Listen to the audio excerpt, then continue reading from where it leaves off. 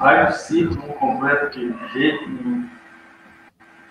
Olá a todos, muito boa noite. Agora, 7h33, falamos ao vivo da fanpage aqui, Facebook do Barroso em Dia, para mais uma live de terça. Ficou intitulado assim, tá, Luizinho, Antônio? Okay. E hoje a presença feminina dessa mulher que representa muito bem o Legislativo Barrosense, que é a nossa amiga Verinha. Pessoal chegando para participar com a gente. A nossa live de terça chegando 7h30 aí, com um minutinho de atraso começando. Deixa eu começar pela Verinha, dar uma boa noite especial para ela. Verinha, boa noite, prazer ter você com a gente aqui pela primeira vez nessa live. Boa noite, Bruno, boa noite, Luizinho, Antônio, todos os internautas que estão nos assistindo. É uma honra estar aqui com vocês para esse bate-papo. É muito importante que a população de Barroso e da Redondeza possa estar inteirada das coisas que estão acontecendo. Parabéns pela iniciativa, né? Tá certo, Verinha, a gente que agradece.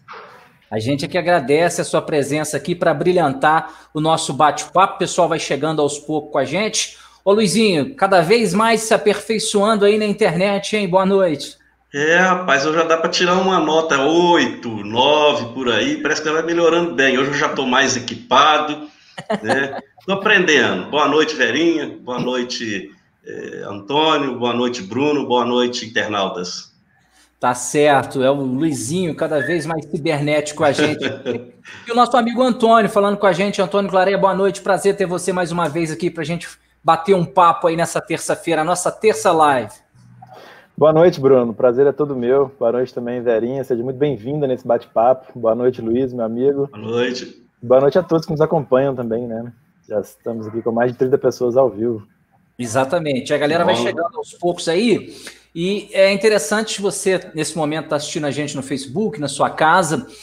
A gente vai aqui expressar as nossas opiniões e elas não quer dizer que são soberanas ou verdadeiras, únicas. A sua participação, a sua opinião é muito importante. Você pode participar conosco e dar a sua opinião através dos comentários do Facebook, que a gente vai divulgar aqui dentro da live. A gente vai passar o seu comentário dentro da nossa live para poder interagir com você, internauta. Esse o nosso objetivo aqui. De forma alguma, a gente quer ter uma opinião soberana. A gente apenas quer dividir com você o que está acontecendo na sua cidade e juntos a gente poder chegar num denominador comum aí em prol do nosso município. Este é o nosso objetivo com as nossas lives aqui, com os nossos bate-papos. Bom, o primeiro tema que a gente tem hoje para poder falar aqui na nossa live é com relação ao decreto municipal do uso obrigatório da máscara. Isso está dando o que falar aqui na cidade. A minha esposa hoje foi ao supermercado, obviamente ela foi com a máscara. Aliás, me perguntou se tinha que ir com a máscara. Eu falei que tinha que ir, que é um decreto municipal, e ela não poderia entrar no supermercado sem a máscara. Só que ela me relatou que algumas pessoas ainda não estão usando a máscara entrando dentro do supermercado. Então, como a gente está falando de supermercado, eu vou começar com o Luizinho, que ele tem um supermercado. Luizinho, como é que está essa orientação para as pessoas que estão chegando no supermercado? Ô Bruno, eu adotei assim que eu li o decreto, porque na sexta-feira teve uma reunião, né, do pessoal da vigilância, e junto com até a secretária de saúde participou também, sabe? Então a gente conseguiu, inclusive até deixei lá algumas sugestões, porque foi falado muito na questão da higienização do corporal, né, principalmente das mãos e tudo mais, que o pessoal já está cansado de saber que tem que adotar nos dias dessa pandemia, né? Então, o que foi colocado lá, assim, como regra que está dentro do decreto e que chamou mais atenção é a utilização das máscaras, né, não só nos supermercados, mas em vários estabelecimentos. Está lá no decreto 4.106 e o decreto fala até em punições, né, com base em leis, evidentemente. Então, eu achei que eu fosse enfrentar uma guerra, sabe, aqui no nosso supermercado. E, no entanto, está dando para contornar, porque eu acho que lei, normas, é para ser cumprida. Nós vivemos em sociedade a gente tem que cumprir normas, E eu adotei medida drástica. Você não encontra eu duvido quem vai chegar e falar que teve um sem máscara dentro do supermercado, sabe? Então, conversei legal com eles, eu faço questão de pessoalmente explicar o que está acontecendo. Claro que tem um ou outro, né, que às vezes não aceita e emite uma opinião própria, né, pelo achismo, né, essa coisa toda. E, no entanto, não. Mas o que acontece? É até bom tocar nesse assunto, porque nós estamos vivendo uma pandemia que envolve vidas. Mas eu tenho recebido, às vezes, reclamações que a pessoa chega e fala assim, olha, no seu supermercado, você não deixou entrar por causa de máscara, mas eu entrei no outro e comprei. Né? Então, eu acho que a Secretaria de Saúde tinha que dar uma olhada nisso aí, ver o que de fato está acontecendo realmente, porque se existe decreto e é para ser cumprido, eu acho que a regra ela precisa ser geral, todos têm que cumprir, a gente tem que colaborar, nós temos que fazer a nossa parte também. Né, dialogar, porque às vezes é muito difícil você conversar com a pessoa, mas é possível. Né, e outra, a maioria do pessoal, né, eu acredito que boa parte do pessoal já tem a máscara já em casa, sabe? Então, o que falta agora é realmente isso aí, é a pessoa adaptar. Infelizmente, é uma norma enjoada, não é bom ficar com aquilo no rosto, né? Mas é uma norma e tem que cumprir.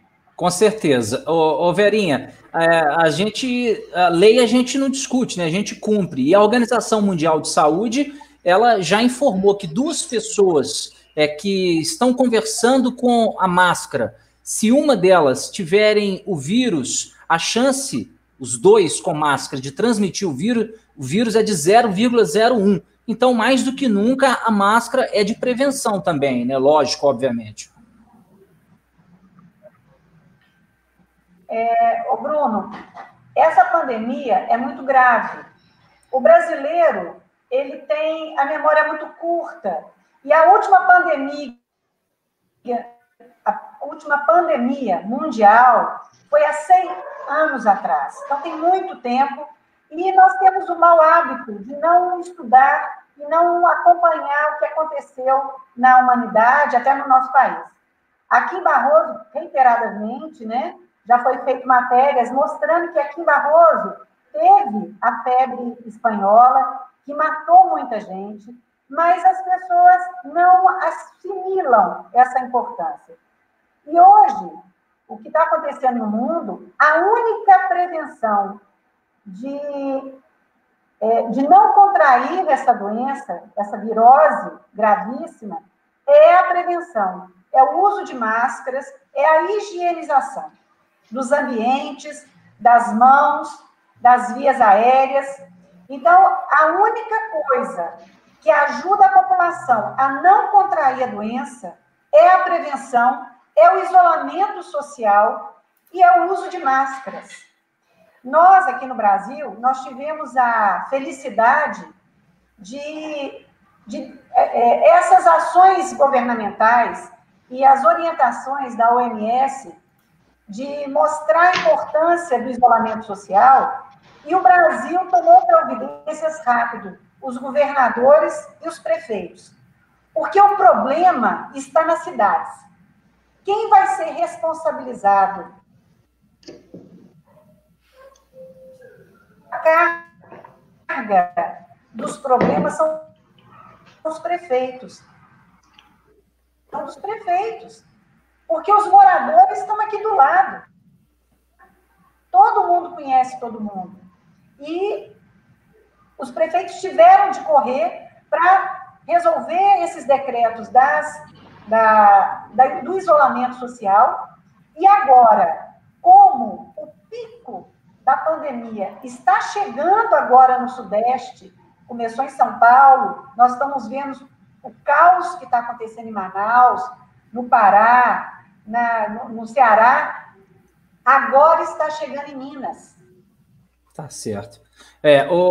A gente está com... A internet da Verinha está travando um pouquinho ali. A sua internet da população se preservar é usando máscara. Tá ok. O Antônio vai falar para a gente, Antônio, esse dilema que o Luizinho citou, ele é muito preocupante, né, Antônio? Ô, Bruno, mas antes do Antônio falar, eu posso fazer uma colocação que foi uma das sugestões que eu apresentei na reunião da Secretaria de Saúde.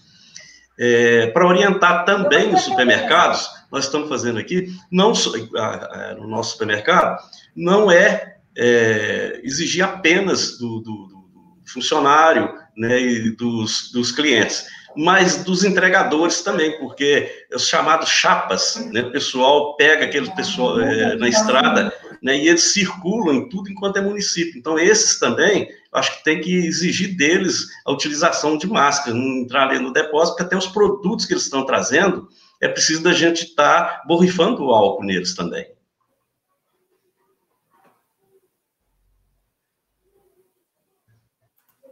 Antônio.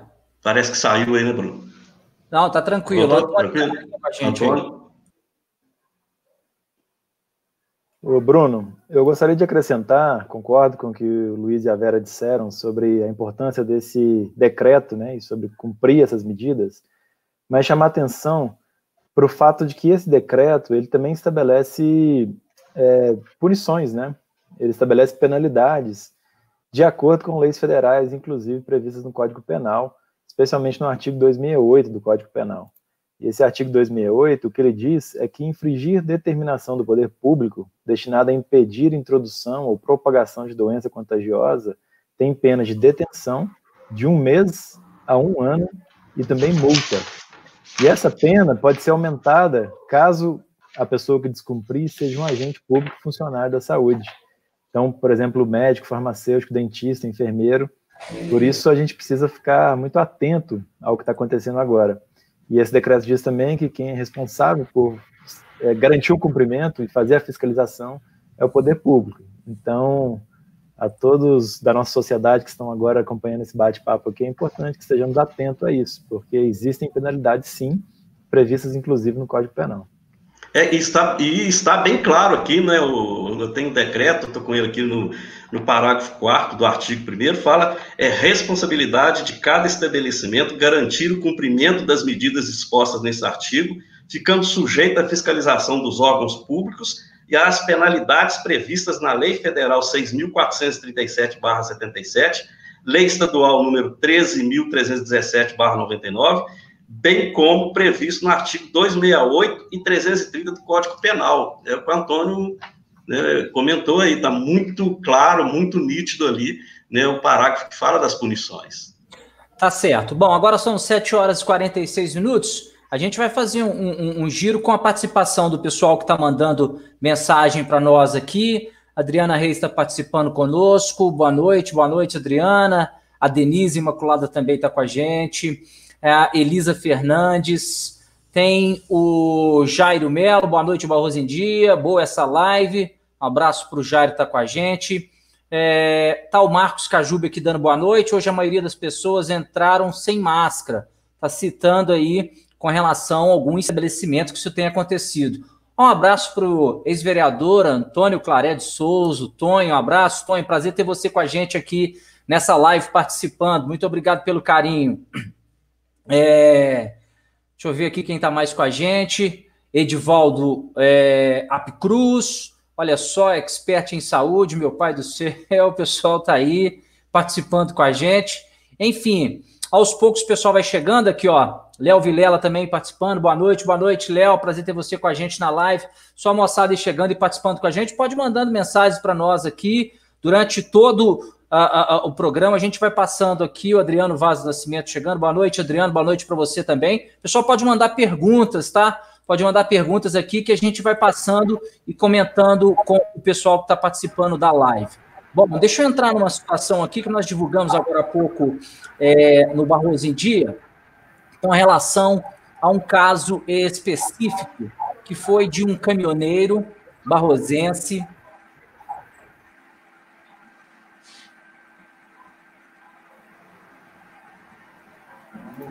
O nome dele que travou. Travou aí.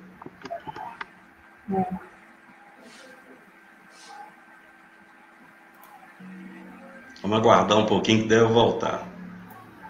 Sim.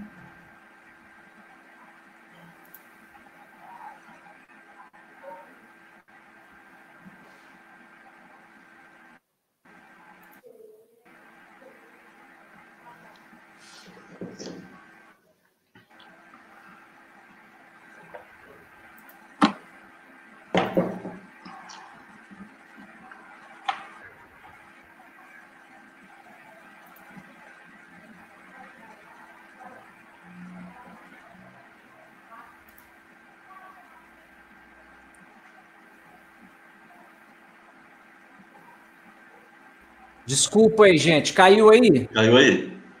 Tá de volta. A internet voltou. aqui. Bom, é que a gente estava falando, a gente vai apanhando dessa tecnologia ao vivo, o pessoal faz uns memes lá depois. Lá, Luizinho, aí amanhã tá cheio de meme na internet. Mas não tem problema, não. A gente vai apanhando e aprendendo. Que vale a mensagem. Exato. Mas o que eu estava falando? A gente deu a notícia de um caminhoneiro barrosense. Ele mora há 10 anos. Ele mora há 10 anos em Barbacena.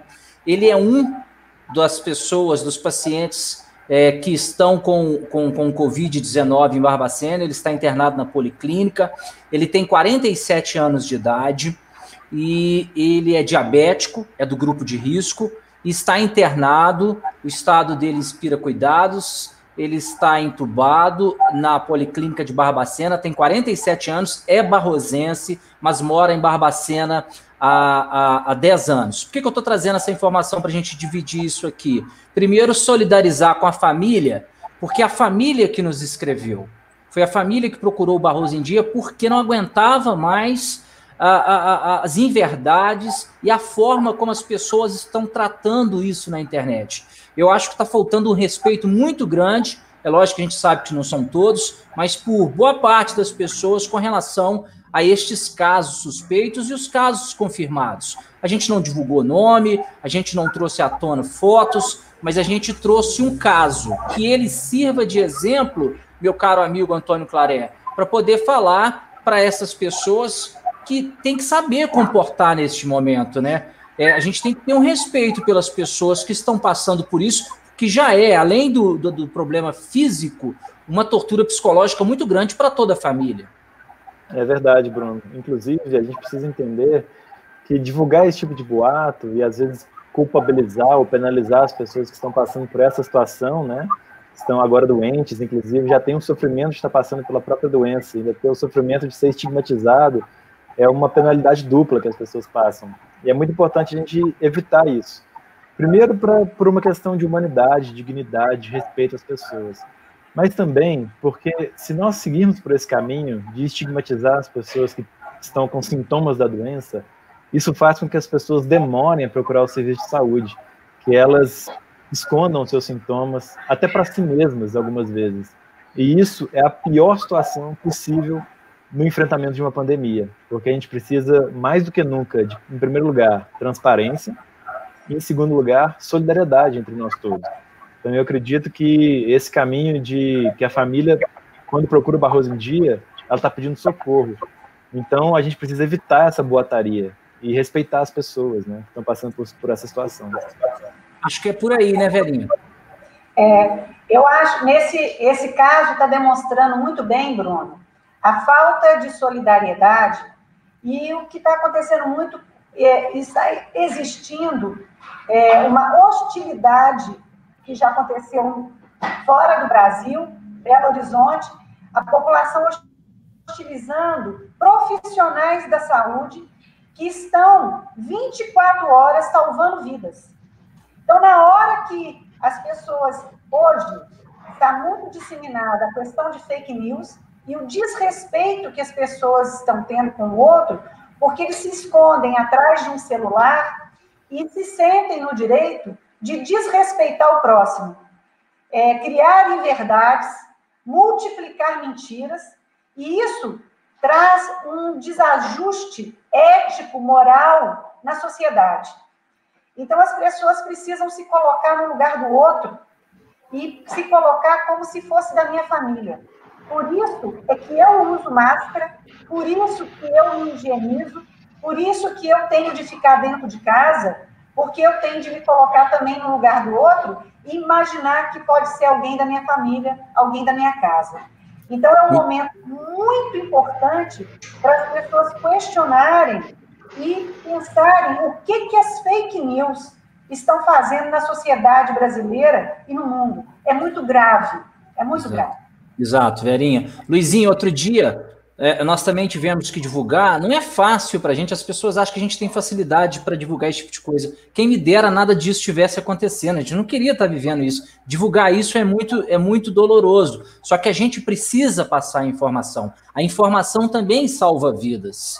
A gente tem que ter isso como base, porque uma pessoa informada, ela não comete erros e, consequentemente, por exemplo, não se contamina. Nós divulgamos outro dia o caso de uma senhora de 73 anos que veio a falecer aqui no hospital de Barroso e saiu o resultado do exame dela, era tida como suspeito porque ela tem problemas de respiratórios e tal, então enquadra, a Secretaria de Saúde do Estado enquadra esses casos como suspeitos. Mas saiu o resultado dela e tão logo a gente divulgou, as pessoas no Facebook começaram a duvidar do resultado, a duvidar do trabalho da Secretaria de Saúde de Barroso, dos profissionais que estão na linha de frente. E isso descaradamente, publicamente, numa rede social, no Facebook, sem imaginar que os familiares estão ali lendo tudo aquilo. Eu acho que falta um pouco de amor, né, Luizinho?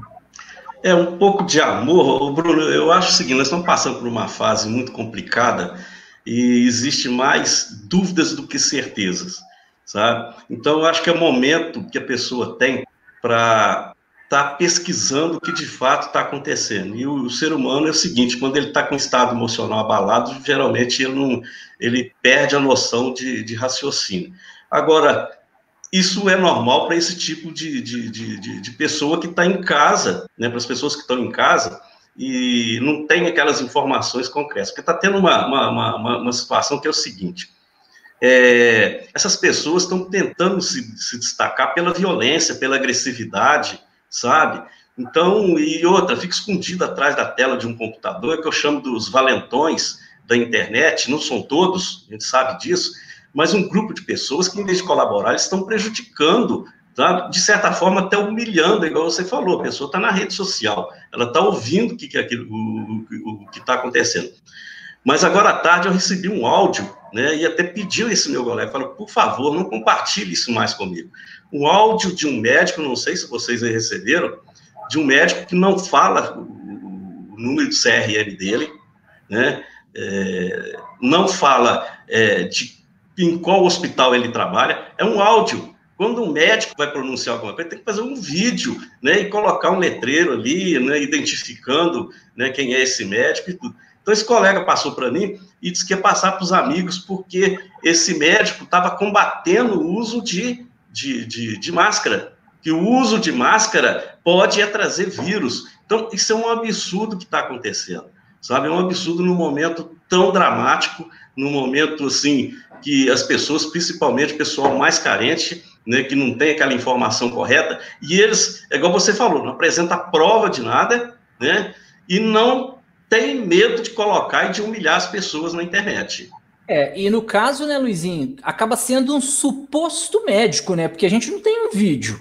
A gente não sabe quem é, não cita hospital, não cita nada, então a gente tem que tomar muito cuidado com isso, porque compartilhar, você sabia que compartilhar isso é crime, né? É crime, isso é crime. Por que não colocou um áudio para mostrar, né, de frente, né, eu sou médico, né, trabalho no hospital, né, tal e tal, da identificação completa, né? Mas são pessoas, igual você está falando, são os valentões da internet, né, que fica atrás no monitor de computador, todo valente, mas não participar mesmo para contribuir com a sociedade, não participa.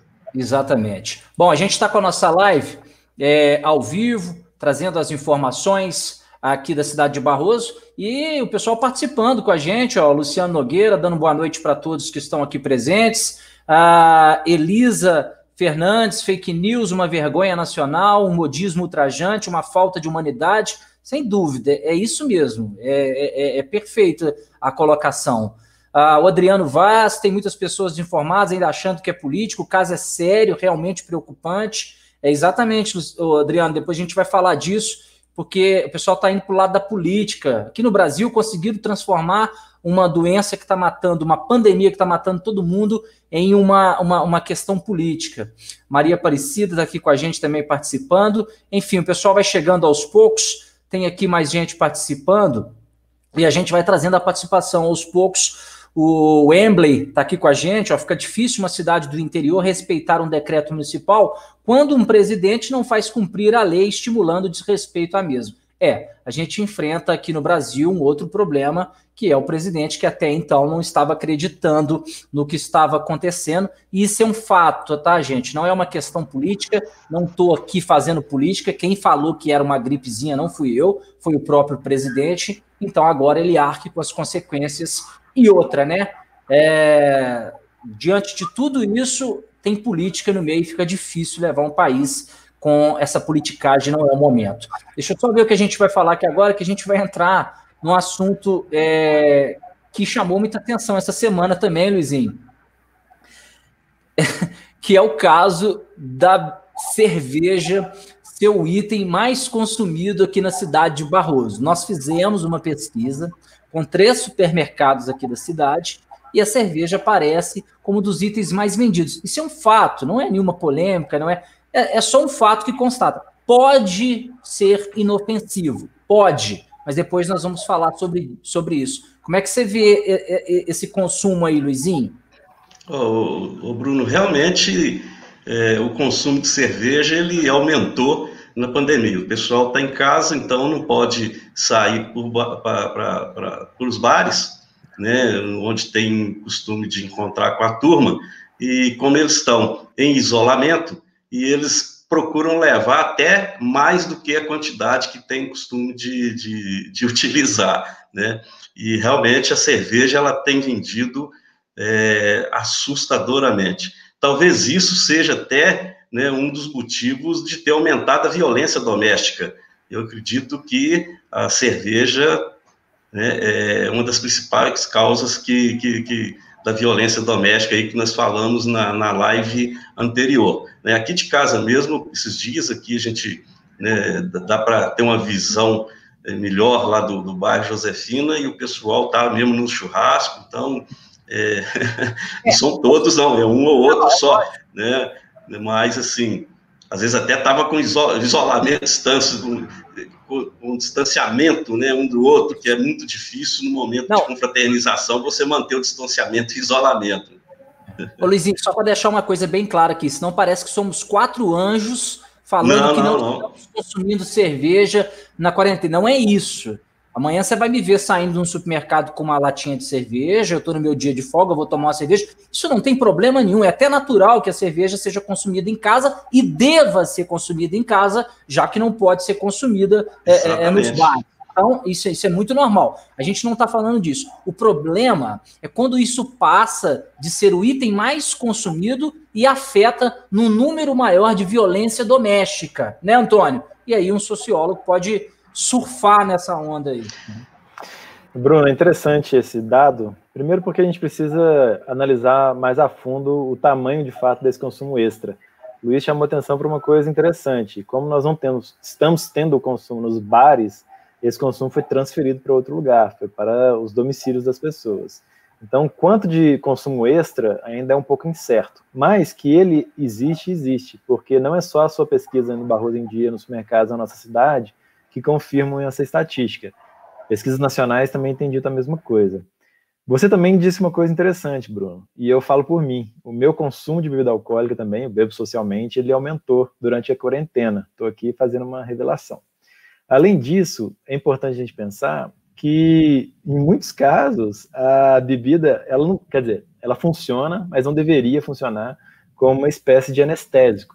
Então, numa situação tão difícil quanto essa, onde as pessoas estão vendo o seu emprego no fio da navalha, às vezes sem ter condições de refletir sobre o amanhã, com muita dificuldade de planejar o seu próprio futuro, a gente tem a tendência de encontrar escapes, e a bebida é um desses escapes.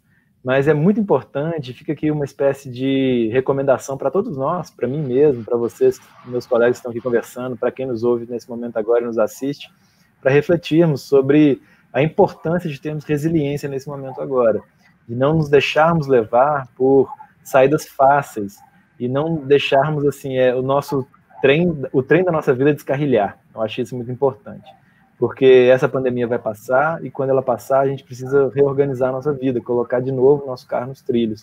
Então, se a gente de fato entra por um caminho de violência, de desespero, né? Não é fácil, eu sei que não é fácil, a gente precisa tentar enfrentar esses nossos fantasmas interiores que existem.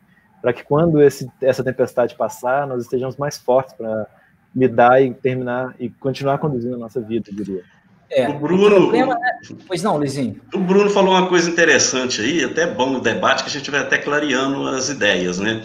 Mas, realmente, a tendência é realmente de aumentar o consumo de bebida, que a pessoa está ali com o estado emocional dela abalado, né? E fazendo aquele acompanhamento de tudo enquanto é notícia, não pode sair, né? Porque tem que ficar quieto em casa. Logicamente, vai levar uma cervejinha. O Bruno já confessou, o Antônio já confessou, falta eu e a Verinha. Né? E eu confesso que eu trago cervejinha para mim também no fim de semana. Pois não, Verinha. O ócio é muito problemático, porque o isolamento social ele está sendo uma contingência num período estratégico para as pessoas não adoecerem, e nós, os seres humanos, não fomos acostumados a ter esse ócio num período de nossas vidas, né? Então, isso traz as pessoas que não têm o hábito de leitura, não têm o hábito de estudar, de praticar um esporte que possa ser feito dentro de casa, ela está com um tempo muito vago para pensar em outras coisas. E a bebida é uma coisa fácil de se fazer, de se tomar. E as pessoas tendo de ficar dentro de casa acabam tendo economias em outros itens. Por exemplo, quem tem um veículo está gastando menos com combustível, que hoje é caro aqui em Barroso, no Brasil, o combustível é caro. Então, economiza em outras, não faz compras de roupas, de sapatos novos. Então, acaba providenciando em consumo de bebida. E eu tive um período que eu trabalhei na delegacia de Barroso e eu era a responsável por fazer todos os processos de Maria, todos os processos, no caso, as oitivas, os levantamentos de documentação dos casos de Maria da Penha que aconteciam em Barroso. E muitas das vezes, a grande maioria, o álcool estava envolvido nessas agressões familiares, em agressões contra mulheres, contra as mães, companheiras, filhas. E como a família agora está tendo de ter esse isolamento social no núcleo familiar intensivo, isso está provocando mais violência no ambiente doméstico, entre as famílias, aumentou o número de feminicídios, e isso é muito grave, é uma doença da sociedade. E eu digo sempre que o problema, a sociedade se preocupa muito com doenças físicas, aquilo que você pode comprovar através de um exame clínico, de uma tomografia, de uma ressonância magnética. Mas o maior mal da humanidade hoje são os problemas psíquicos e de doenças mentais. E os problemas de relacionamento geram deficiências muito grandes nesse âmbito familiar. E aqui em Barroso, nós temos uma estatística, um estudo, que o índice de problema psiquiátrico e mental é altíssimo. E isso fica exponenciado quando você tem de conviver com a família 24 horas dentro de casa. Sim. A pessoa está isolada do trabalho, tendo de conviver mais. Isso é um problema social muito sério, que tem de ser estudado através de sociólogos, de psicólogos, de profissionais da área de saúde, porque com essa pandemia está se evidenciando esse grave problema social que nós vamos ter de estudar e trabalhar para salvar essas famílias, essas pessoas. Com certeza, Verinha, muito bem colocado.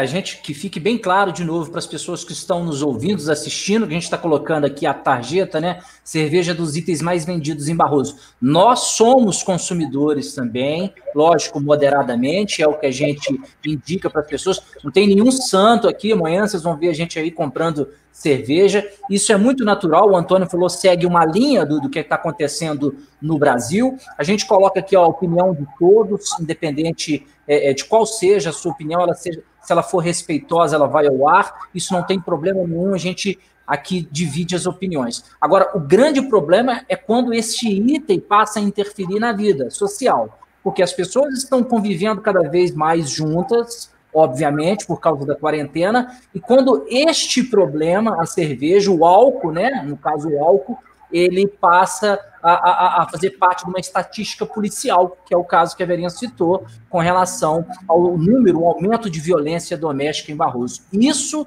é preocupante. Bom, deixa eu ver aqui um assunto interessante que o pessoal está pedindo para a gente comentar. Vou colocar na tela o comentário do nosso leitor e a gente comenta. Ó, o Ellerson Felipe, boa noite, Ellerson. Prazer ter você com a gente aqui. Eu queria pedir que vocês comentassem e orientassem a população a respeito do atraso no pagamento do auxílio emergencial, porque é também um caso que atrapalha o isolamento social, sem dúvida.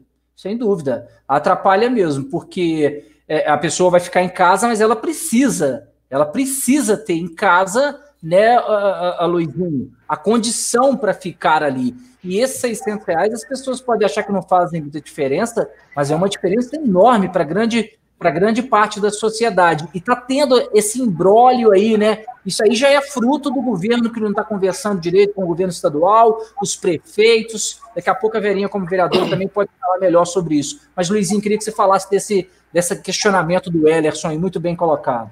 Realmente atrapalha o isolamento social em duplo sentido, né, Bruno?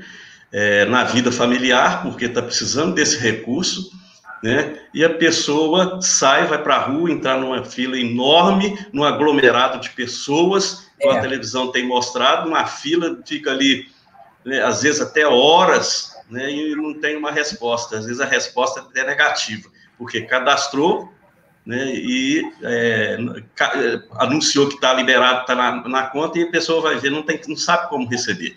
Né? Aquilo que nós comentamos na primeira live que nós fizemos. Né, tinha que estar passando uma orientação, porque uma série de problemas estariam surgindo em função disso. Né, até porque o governo demorou um pouco para estar adotando as medidas para descobrir um canal que fosse chegar até essas pessoas, né, aquele valor que seria destinado, né, a eles. Mas vamos aguardar para ver que tipo de providência que eles estão prometendo que está resolvendo aí, dentro de pouco tempo vai estar dando um resultado positivo para a população, mas tem muita gente passando aperto em função desse atraso, desse recurso, né, que era para ter sido liberado já. Pois é, Verinha. O Bruno saiu aí. Tá ok aí? Tá ok, voltou. Beleza. Verinha, eu tive a informação do executivo que existe um apoio, né, da secretaria aqui da cidade para essas pessoas. Como é que está isso hoje? Essas pessoas estão sendo auxiliadas? Sim. A Secretaria de Desenvolvimento Social fez uma força-tarefa e está fazendo esse cadastramento das pessoas, fez um trabalho exemplar, está sendo desenvolvido, divulgado através de lives, foram colocados em diversos pontos da cidade para que não houvesse acúmulo de pessoas, para fazer o cadastramento, para orientar, porque a grande da maioria das pessoas hipossuficientes, elas não têm acesso à internet, à informática, elas não sabem nem usar. Tanto que o governo federal está tendo uma surpresa muito grande, que mais de 40 milhões de pessoas, que são os invisíveis do Estado, do governo, que não estavam em cadastro nenhum, não estava no CAD único, não estava em lugar nenhum, e que agora, através desse auxílio emergencial, está aparecendo. Só que, infelizmente, eu acho que foi um despreparo, um descaso do governo federal, porque quem deveria de ter organizado melhor essa distribuição e esse recurso chegar até a população é o governo federal. Está caindo no colo dos prefeitos as filas quilométricas, as pessoas sendo desrespeitadas e sofrendo muito e correndo risco de serem contaminadas por causa de filas muito grandes. Os bancos também demoraram muito a se organizarem para poder não ter acúmulo dentro das agências. E ontem eu presenciei aqui em Barroso uma fila muito grande da lotérica e um profissional da prefeitura distribuindo máscaras para as pessoas na fila. Teve de chegar a polícia militar para tentar colocar um pouco de respeito, porque não estavam respeitando a profissional da prefeitura. E ainda teve cidadãos que pegaram a máscara. A internet da Verinha está travando um pouco ali agora, parou, mas é normal, daqui a pouquinho ela volta aqui. Deixa eu passar para o Antônio, depois a Verinha volta com a gente aqui. Antônio, ontem, numa live que eu participei no site Notícias Gerais, o prefeito da nossa cidade, o Reinaldo Fonseca, também participou dessa live, obviamente como prefeito de Barroso e presidente do CISVER, que ele é o consórcio aqui regional. E o Reinaldo falou duas coisas interessantes. Primeiro, que não tem uma sintonia entre os políticos. E essa falta de sintonia, governo federal, governo estadual e governo municipal, esse ruído de comunicação tem afetado o cidadão, que é quem mais precisa do auxílio. E o próprio nome diz, Antônio, emergencial. Bruno, muito bem colocado. Veja bem, há duas formas de se receber esse auxílio emergencial. A primeira delas é para aquelas pessoas que estão cadastradas no Cade Único e que recebem já o Bolsa Família. Caso esse valor seja inferior a R$600, ele será complementado para que a família tenha esse piso de auxílio financeiro para que possa ter tranquilidade nesse momento de crise. Uma segunda forma é via cadastro no aplicativo da Caixa Econômica Federal. Todo mundo ficou sabendo disso, né? Esteve muito presente na mídia. Bom, a primeira, eu acho que atitude lamentável do governo federal é a falta de integração entre esses dois cadastros, porque o Cade Único ele é um cadastro que já existe há mais de 10 anos no nosso país, é muito robusto, muito atualizado, ele tem informações muito completas sobre a situação da família domiciliar, dos membros daquele domicílio, né, daquela família, enfim. Então, se a gente tem dois bancos que eles não conversam, isso vai ser muito danoso para o planejamento de política pública após a nossa pandemia, após essa pandemia, porque o auxílio emergencial é para 3 meses, mas nós teremos uma consequência muito negativa de médio e longo prazo, que é de redução da arrecadação, do PIB, dos empregos. Então nós teremos, infelizmente, mas esse é o dado de realidade que nós precisamos encarar, muitas pessoas entrando em situação de pobreza no nosso país. E quando isso acontecer, no segundo semestre desse ano, ou a partir do segundo semestre deste ano, nós não vamos ter um cadastro robusto para poder atender essas pessoas. A assistência social, então, ela vai ter que fazer um esforço enorme para poder trazer essas pessoas para dentro do cadastro único, sendo que isso é algo que já deveria ter sido feito. Uma segunda coisa importante, a gente precisa lembrar, é que o governo federal, ele tem batido cabeça, né, como a gente fala no ditado popular, desde muito tempo. Vamos pensar e vamos lembrar que no início da pandemia, a proposta do governo federal era de um auxílio de R$200. Ele foi vencido pelo Congresso Nacional e agora o auxílio é de R$600. Mas depois disso, nós ainda tivemos uma segunda polêmica, que foi a seguinte: o que aconteceria? O governo pagaria já a segunda parcela para aqueles que já foram cadastrados e receberam a primeira, ou, como era a sugestão do governo federal, só vai pagar a segunda parcela depois que todo mundo que tem direito a receber a primeira parcela. Isso causa um atraso muito complicado e danoso no momento de emergência, porque enquanto tem um mundo de gente ainda com seu cadastro sendo analisado, outras pessoas que já receberam a primeira parcela precisam receber a segunda parcela. Então, assim, é esse tipo de dúvida, de incerteza, que prejudica muito a nossa sociedade, as pessoas que estão precisando desse auxílio emergencial, para que elas se organizem, se planejem, né, e se preparem para os próximos meses. Pois a Verinha voltou ali, ó. Tá de volta com a gente. Está nos ouvindo, beleza aí, Verinha?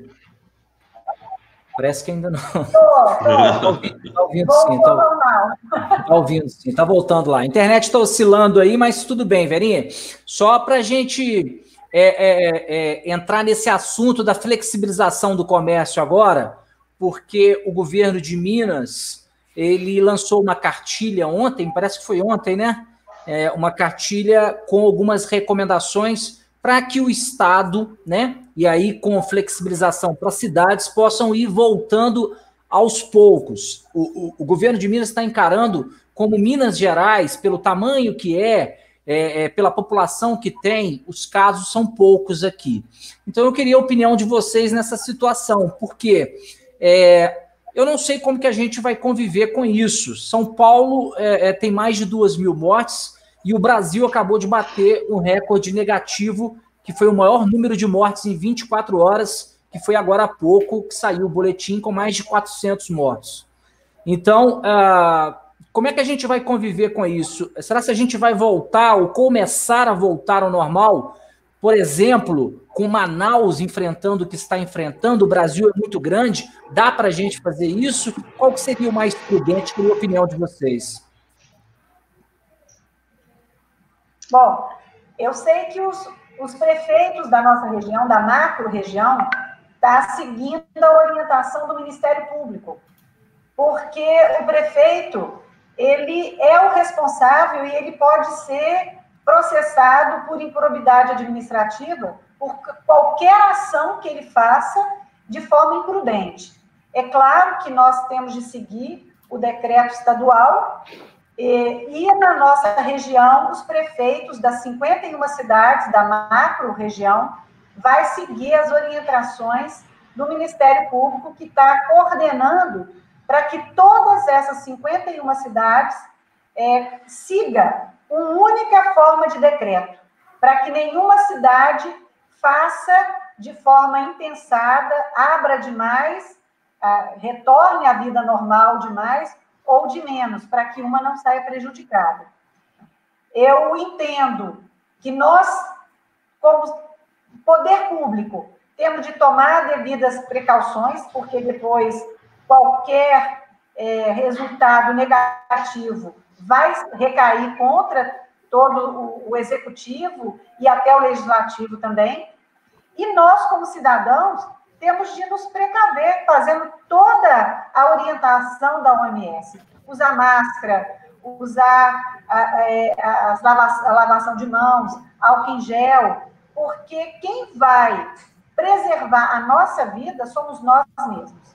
E o comércio, que é a minha recomendação, é que tenham todos os cuidados possíveis, porque o máximo de cuidado ainda será pouco. Com certeza, Verinha. Antônio, Luizinho, fique à vontade. Ô Bruno, eu acho que tem uma coisa até bastante curiosa para a gente perceber, que é o seguinte, é uma espécie de paradoxo da política pública. Veja, muita gente acredita, agora que nós estamos chegando a um pico no país, e que nos próximos 15 dias, no próximo mês, talvez a gente tenha a oportunidade de arrefecer essa quarentena, que a quarentena não foi eficaz. Então é muito curioso, quanto mais o isolamento social dá certo, mais as pessoas têm a sensação de que ele não era necessário. Então a gente precisa, em primeiro lugar, vencer uma espécie de barreira psicológica, inclusive. A segunda coisa que eu acho importante da gente notar é a seguinte. Vejam, Wuhan, na China, foi o epicentro dessa pandemia. A Europa foi a segunda onda dessa pandemia. E aqui na América Latina e no Brasil, nós chegamos com uma espécie de terceira onda. Isso nos beneficiou muito, porque o exemplo lá de fora serviu para que nós tomássemos atitudes muito cedo. Então, Bruno gosta muito de futebol, vai se lembrar, por exemplo, que os campeonatos nacionais aqui no país, né, nós estávamos nos campeonatos estaduais, melhor dizendo, eles pararam quase em sincronia com os campeonatos na Europa. Então, eventos, né, shows, isso tudo a gente conseguiu parar junto com a Europa, que estava num processo mais adiantado de transmissão da doença do que nós. Então, nós tivemos essa vantagem. Mas agora, percebam o detalhe curioso. Neste momento, eles estão ainda na nossa frente. Eles estão vencendo a epidemia, estão podendo sair da quarentena antes de nós.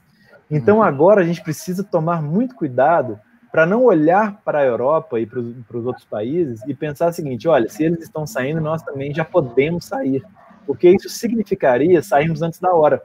Então, é o momento de termos paciência. Nós tivemos uma vantagem no início e a gente tem que continuar aproveitando essa vantagem agora, porque qualquer deslize pode ser fatal.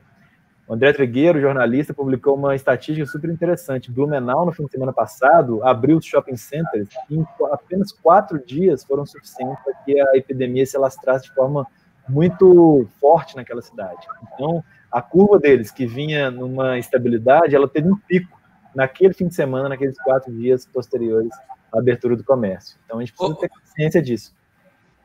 Ô, Luizinho, só uma coisa interessante que o Antônio falou, aliás, muito interessante.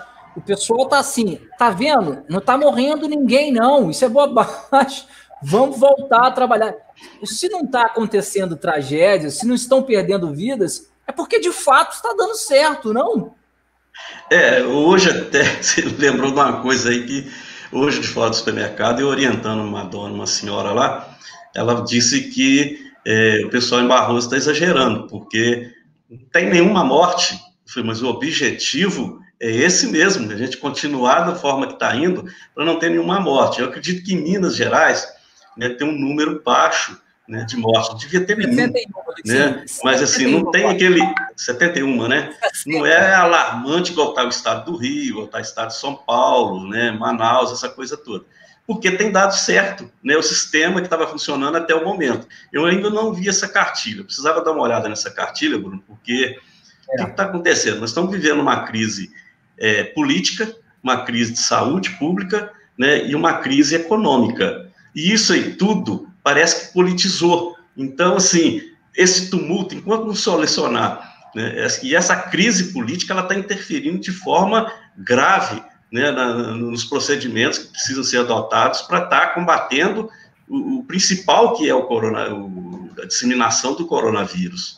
Então, está interferindo muito, porque a gente não está vendo as lideranças com seriedade focadas no combate a essa situação. A gente está vendo eles focados mais, né, em interesses políticos ali, já de olho na eleição, né, daqui a 2 anos, né, a eleição do país, a eleição presidencial e tal. Mas eles não estão, assim, com aquele entusiasmo, né, de estar combatendo, de estar orientando a população em relação exclusivamente à parte de saúde pública.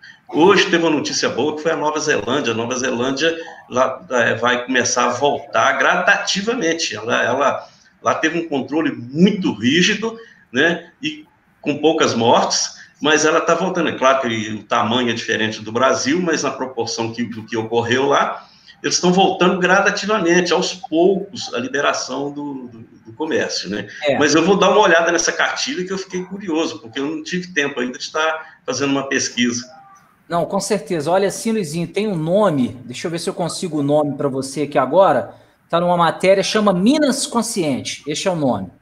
Minas Consciente é o projeto do governo que tem todo um trabalho para voltar. Agora é interessante colocar o que o Antônio falou.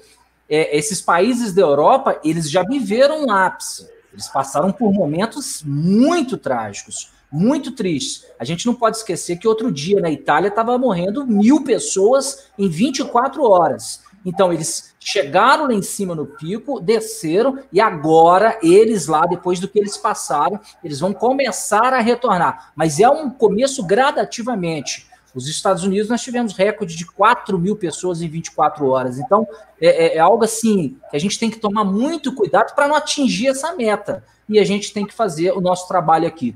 Olha, não estava... Pois não. Eu vou até interromper um pouco, só para mostrar a seriedade de tudo que está acontecendo, que o próprio presidente dos Estados Unidos hoje admitiu que o Brasil tem um surto, está enfrentando um surto muito sério, e deve, inclusive, cancelar, né, os poucos voos que tem do Rio para Miami, né? Então, quer dizer, o próprio Trump está reconhecendo isso. Então, parece que nós aqui não estamos levando assim muito a sério, não, né? É verdade. Igual você falou, porque eles lá já estão vivendo essa triste realidade. E o senhor Trump é o mesmo que no começo também teve uma atitude parecida com o nosso presidente e duvidou do que poderia acontecer. E está pagando muito caro o povo americano pelo que está acontecendo. E, além de nós aqui, a gente tem que ter uma noção de uma coisa, tá? Gente, pelo amor de Deus, sem nenhuma questão política, não é esse o intuito, é que, de fato, isso depois vai vir à tona, eu tenho certeza. Existe uma subnotificação no Brasil muito grande, muito grande. Vocês podem ter certeza disso. Podem ter certeza disso. O que a gente está vendo em Manaus, o que a gente está vendo em São Paulo é algo muito, muito maior do que a gente está imaginando, do que a gente está lendo. Tem uma subnotificação muito grande.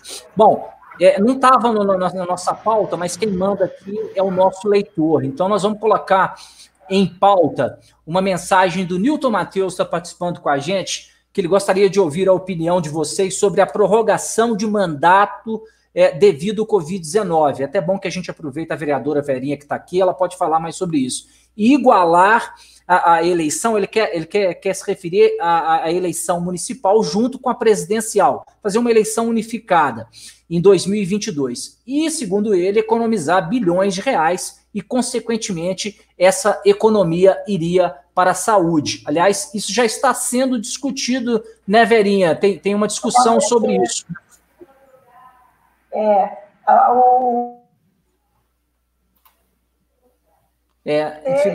Desviado para o Covid-19.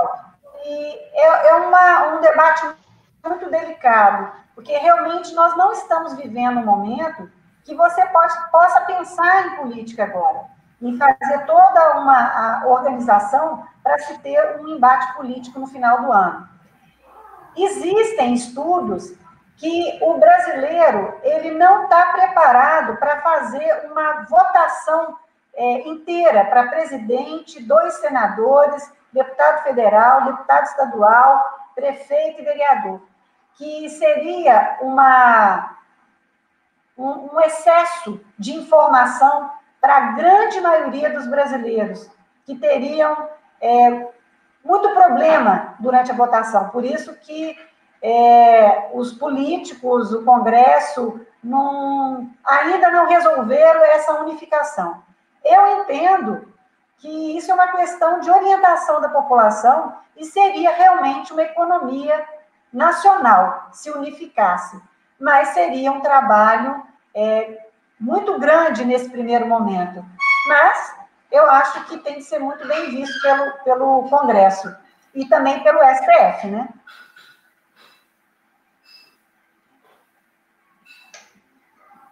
Luizinho, Antônio? Talvez é uma solução para economizarmos dinheiro e revertermos para a saúde pública. Ok. Mas é um debate muito, muito profundo, muito complicado. Tá. Luizinho, Antônio? E até porque a saúde pública, com essa pandemia, ela precisa ser vista a partir de agora com outros olhos. O governo tem que entender que ele tem que aplicar na saúde, não gastar com a saúde. Eu acredito que daqui para frente a visão, com relação a verbas destinadas à saúde, ela terá ali uma visão mais real, porque até pouco tempo haviam rumores, até agora pararam de comentar, sobre a flexibilização dos gastos com a saúde e com a educação, deixar por conta do governo do estado, governo municipal, a gastar o montante que ele achasse necessário. Isso aí poderia prejudicar. Eu acho que esse debate agora ele já foge já de pauta, uma vez que a gente está vendo aí a estrutura de saúde pública que nós temos no país, e só mesmo com a pandemia, que veio com essa violência, que as autoridades agora podem perceber e sentir que é necessário investir na saúde e não gastar com a saúde, não gastar com a doença depois. Só um comentário. Por exemplo, o Luizinho falou uma coisa muito importante. É muito importante na questão dos índices constitucionais, dos 25% que tem que ser aplicado na educação e os 15% na saúde. Esse ano, nós vamos ter uma inversão. Com certeza, a grande maioria dos municípios vão chegar a aplicar até 30%, 40% no combate ao Covid-19, aplicar na saúde, na prevenção, no tratamento. E esses índices constitucionais têm de ter essa flexibilização, porque como nós não está vendo aula presencial, muita coisa está sendo economizada, como transporte escolar, merenda escolar, no caso, o Tribunal de Contas vai ter de rever essa questão, porque os executivos municipais vão passar muito, muito problema. Eu vejo em Belo Horizonte que Belo Horizonte, Contagem, Betim, estão fazendo a doação para as famílias dos alunos das escolas municipais e o governo federal nas escolas estaduais um valor. Belo Horizonte está distribuindo cestas básicas para as famílias de alunos da escola municipal. E o governo estadual está disponibilizando um valor, um bônus em dinheiro para essas famílias das crianças de escola estadual, que vai entrar no gasto, no cômputo dos 25% da educação. Tá certo. Eu quero olhar para a pergunta do amigo Newton Mateus sobre duas óticas. A primeira é qual é a probabilidade disso acontecer, e a segunda é se isso é desejável ou não. Vamos falar sobre probabilidade primeiro. Veja, nos Estados Unidos, nós também vamos ter eleições nesse ano. Eles vão ter eleições este ano, eleições presidenciais. Desde que a democracia foi estabelecida nos Estados Unidos, desde a sua primeira eleição, eles nunca adiaram sequer um dia as suas eleições. E olha que os Estados Unidos passaram por guerras mundiais, guerra civil interna, pandemias, etc. Então, a chance de uma eleição ser adiada nos Estados Unidos seria muito baixa, uma probabilidade baixíssima. Mas e qual é a situação do Brasil? No Brasil é um pouco o contrário disso, sabe, Bruno? Eu vou dar um exemplo aqui até um pouco curioso. Vejam, nosso Aquim Barroso, ex-prefeito, né, Baldonedo, ele foi eleito 3 vezes. A primeira vez para um mandato de 2 anos, a segunda para um mandato de 6 anos, a terceira para um mandato de 4 anos. Então, olha que coisa curiosa, né? Em 50 anos, nós tivemos mandatos muito diferentes. Infelizmente, eleições no Brasil, mandatos, né, são coisas que nós mudamos com uma frequência até muito infeliz. Nós deveríamos ter mais estabilidade nas nossas eleições. Mas os nossos congressistas mudam as regras eleitorais com uma frequência enorme. Nós quase nunca temos uma eleição com as mesmíssimas regras da anterior. Nós sempre temos uma mudança muito grande no nosso espectro legal do ponto de vista eleitoral. Então, a probabilidade disso acontecer no Brasil é razoável, é diferente de 0. Nos Estados Unidos é muito baixa, no Brasil ela é possível. Mas a minha pergunta, a segundo aspecto que eu queria analisar é o seguinte: é desejável isso? Eu acho que não. Eu acho que é importante a gente ter estabilidade, continuar nessa lógica do mandato de 4 anos. Eu não vejo com bons olhos nós igualarmos eleições municipais com eleições federais e estaduais. Agora, isso não significa dizer que eu estou a favor de nós termos eleições mantidas no cronograma original, no dia 4 de outubro. Eu acho que seria interessante adiar um pouco essas eleições, porque nós não estamos em condições de estabelecer esse debate nesse momento agora. Tá certo. Eu também acho, eu concordo com o Antônio. A gente fica preocupado porque nós não sabemos o que vai acontecer com relação a essa pandemia, a curva, né, a famosa curva, se ela vai estabilizar ou se ela vai continuar ascendente, né? Então eu acho que muita coisa está para acontecer ainda, e isso aí vai ser o fator fundamental para estar sendo analisado, né? Vai depender muito do que vai acontecer nos próximos 3 meses. Verdade. Só para a gente finalizar, a gente está chegando ao final. O amigo Wesley Moreira perguntou alguma notícia sobre vacina para combater a pandemia. A última informação que eu tive, infelizmente, é algo que está muito longe. É lógico que existe toda uma esperança, a gente está batalhando para isso. A gente, quando eu falo, eu cito, obviamente, né, os médicos, inclusive brasileiros. Existem estudos, experimentos que estão sendo feitos, mas muito pouco se sabe ainda sobre o Covid, entendeu? O que eles estão começando a analisar agora, por exemplo, o Antônio citou Wuhan, na China, onde tudo começou, eles estão começando a analisar a possibilidade, a probabilidade da pessoa que foi infectada ser infectada novamente, que aí seria outro grande problema. Então, se a pessoa contrai o vírus de novo. Então, tem todo um estudo que está sendo feito, mas ainda um pouco distante. Vocês têm alguma informação que possam contribuir? Eu vi alguma coisa hoje, Bruno, até interessante a pergunta do, como é que ele chama? Esqueci o nome. Do Wesley Moreira. Wesley, até interessante a pergunta, porque justamente hoje eu estava acompanhando ali, parece que cientista da Oxford, não é isso? Isso. Avançou muito aí nessa questão, que fez experimentos em macacos, em vários macacos, e 6 deles, né, reagiu muito bem em relação a uma vacina, e eles vão começar a testar agora em seres humanos, né, que estão aí com a Covid. E já tem muita gente já disponível a ser cobaia, né, para estar testando essa vacina aí. Não sei se já vai começar essa semana, né, mas foi a última notícia que teve, e vale a pena a gente acompanhar isso amanhã, para a gente estar passando aí essas informações depois, que é bom a gente passar essa notícia para o pessoal. Luiz, só para complementar essa informação, dar um depoimento até pessoal, eu li essa notícia que você traz para nós aqui agora, e eu estava como estudante na Universidade de Oxford até fevereiro deste ano, e lá, de fato, eles implementam pesquisas sobre vacinas, são centros de pesquisa em medicina, inclusive medicina tropical, de referência mundial. Quando eu estava lá, eles estavam testando uma vacina para malária, e eles testam essas vacinas nos próprios alunos, inclusive pagando uma ajuda muito significativa em libras para aqueles que se disponibilizam a serem, a palavra é essa, né, cobaia nesses estudos.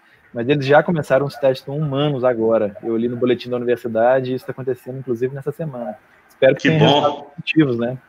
Bom, ótimo. Mas infelizmente, a gente sabe que mesmo fazendo esses testes já agora, para que a comunidade científica possa liberar para o uso de uma população, isso demora no mínimo mais um ano. É o enfrentamento burocrático, né? Enfrentar a parte burocrática é complicado. É o licenciamento e a comprovação da eficácia dessa vacina. Isso não Bruno, rápido. Justamente, é o caso que foi os respiradores, que foi desenvolvido pela USP, né?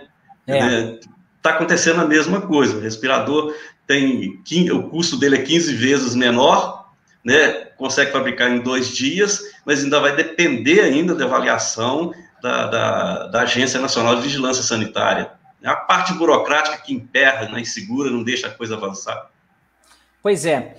Bom, a gente já ultrapassou aqui 1 hora de live, que é o que a gente estipula, porque o assunto é muito vasto e o pessoal se envolve, e isso é ótimo. É ótimo. As pessoas têm seus comentários que são muito interessantes, por exemplo, como o da Lena, que eu deixei na tela aqui, porque é um outro assunto que a gente poderia abordar e a gente pode falar sobre isso na terça que vem, porque é um assunto muito interessante dessa questão das aulas, porque existia a possibilidade de voltar às aulas online. Hoje eu tive contato com o FAP, e o pessoal do FAP garantiu que não está certo ainda, isso não deve acontecer. Então, tem todo uma celeuma, um trabalho sendo desenvolvido para que essas aulas possam acontecer. Rapidamente, Verinha, Antônio, Luizinho, essa questão das aulas está prejudicando também, né? A gente sabe que não tem como, porque são muitos alunos envolvidos, é uma aglomeração muito grande, mas é um problema também, né? Rapidamente, só para a gente fechar. Só para fechar, dizer que tem um decreto municipal, inclusive, 407, agora de abril também, que fala sobre a rede municipal disponibilizar a ferramenta de educação à distância para os seus municipal, alunos. Né? Municipal, isso. Sim. Eu acho que a gente pode falar sobre isso numa próxima live. Inclusive, estou preparando para poder fazer um vídeo sobre isso especificamente amanhã, que eu acho um tema importantíssimo. Mas só para poder adiantar e concluir, eu acho que o principal gargalo de uma técnica como essa, de educação à distância, é, de fato, a desigualdade do ponto de vista do acesso à internet. E isso pode, de fato, prejudicar muito os alunos com menos recursos, né, de acesso, menos disponibilidade de conexão. Era justamente isso que eu ia falar. O Antônio expressou muito bem aí. Essa questão, né? A educação à distância, né? Até que ponto ela vai atingir toda a camada da sociedade? Isso é interessante a gente fazer um levantamento disso aí, porque principalmente em lugares onde existe um número de pessoas carentes muito grande, né? Justamente, a desigualdade social é que impede essa modalidade de ensino à distância, porque você tem uma universalidade de pessoas muito grande e a grande maioria não tem essa ferramenta tecnológica para poder fazer o ensino à distância.